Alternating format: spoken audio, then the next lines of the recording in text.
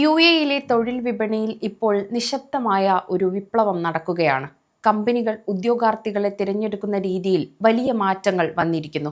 2026 ഏറ്റവും പുതിയ റിപ്പോർട്ടുകൾ പ്രകാരം ഒരു ഉദ്യോഗാർത്ഥി ഷോർട്ട് ലിസ്റ്റ് ചെയ്യപ്പെടുന്നത് അവരുടെ സാങ്കേതിക വിദ്യയിലെ അറിവ്, പ്രത്യേകിച്ച് ആർട്ടിഫിഷ്യൽ ഇന്റലിജൻസ് കൈകാര്യം ചെയ്യുന്നതിനുള്ള കഴിവ് പ്രധാന മാനദണ്ഡമായി മാറിയിരിക്കുന്നു.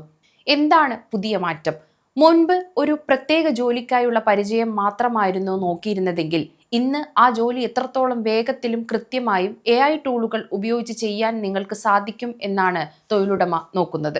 യുഎയിലെ 70% കമ്പനികളും ഇപ്പോൾ തങ്ങളുടെ റിക്രൂട്ട്മെന്റ് പ്രക്രിയയിൽ AI അധിഷ്ഠിത ഫിൽറ്ററുകൾ ഉപയോഗിക്കുന്നുണ്ട്.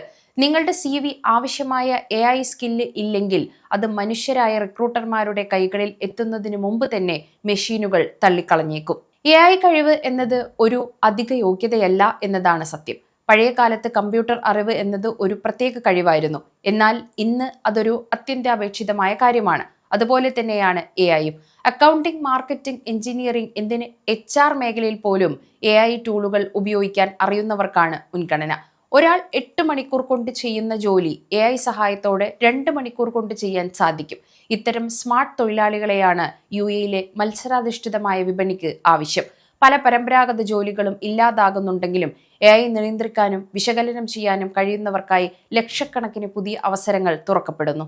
യുഎയിൽ ജോലി നേടുന്നവരോ നിലവിൽ ജോലി ചെയ്യുന്നവരോ ആയ പ്രവാസികൾക്ക് ഈ മുന്നറിയിപ്പ് വളരെ പ്രധാനമാണ്. നിങ്ങളുടെ തൊഴിൽ മേഖലയിൽ ഉപയോഗിക്കാവുന്ന AI ടൂളുകളെ കുറിച്ച് പഠിക്കുക.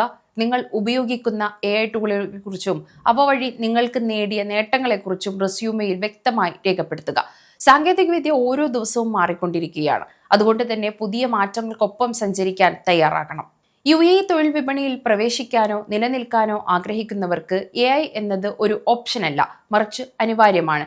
കയ്യിൽ എത്ര ഡിഗ്രി ഉണ്ടെങ്കിലും പുതിയ കാലത്തെ സാങ്കേതിക വിദ്യയുമായി പൊരുത്തപ്പെടാൻ കഴിയാത്തവർക്ക് അവസരങ്ങൾ കുറയുന്ന ഒരു കാലമാണിത്.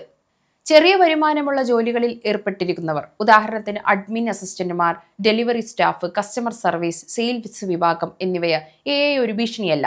ഇവർക്ക് AI ഉപയോഗിക്കാം. ഇംഗ്ലീഷിലോ അറബിയിലോ ഇമെയിലുകൾ അയക്കാനോ കസ്റ്റമറോട് സംസാരിക്കാനോ പ്രയാസമുള്ളവർക്ക് AI ടൂളുകൾ വഴി മിനിറ്റുകൾക്കുള്ളിൽ കൃത്യമായ സന്ദേശങ്ങൾ തയ്യാറാക്കാം. റിപ്പോർട്ടുകൾ തയ്യാറാക്കുക, ഡാറ്റ എക്സലിൽ രേഖപ്പെടുത്തുക തുടങ്ങിയ കാര്യങ്ങൾ AI ഉപയോഗിച്ച് വേഗത്തിലാക്കാം.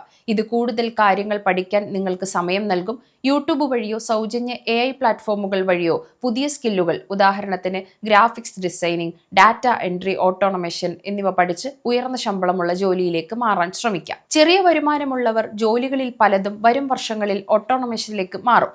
അതുകൊണ്ട് തന്നെ ജോലി ചെയ്യാൻ മാത്രം അറിയുന്നവർക്ക് പകരം ജോലി സ്മാർട്ടായി ചെയ്യാൻ അറിയുന്നവർക്ക് മാത്രമേ വിപണിയിൽ നിലനിൽക്കാൻ കഴിയൂ.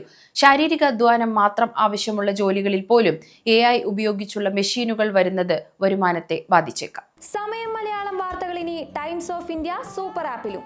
ഇതിനായി പ്ലേ സ്റ്റോറിൽ നിന്നോ ആപ്പ് സ്റ്റോറിൽ നിന്നോ times of India app install ചെയ്യൂ. മലയാളം ഭാഷ തിരഞ്ഞെടുക്കൂ.